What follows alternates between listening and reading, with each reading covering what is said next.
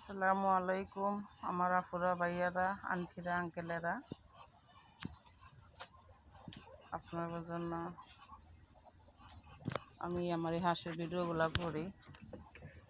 যারা গ্রাম এলাকায় আছেন তারা যাতে আমার দেখা দেখি আপনারও এরকম হাঁস পালতে পারেন। চীনা হাঁস, আমার চীনা হাঁসগুলা ছোটোকালে আমি কিনে আনছি বাচ্চা, 11টা বাচ্চা আল্লাহর রহমতে।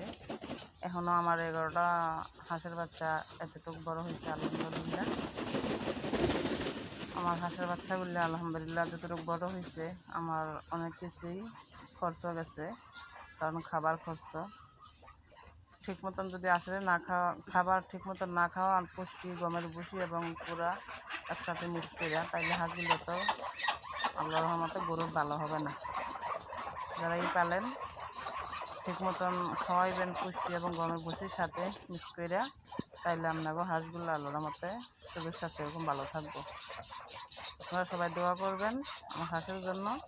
আমার হাঁস ডিম পাড়ার সময় হইতেছে, এই জন্য আমি এই যে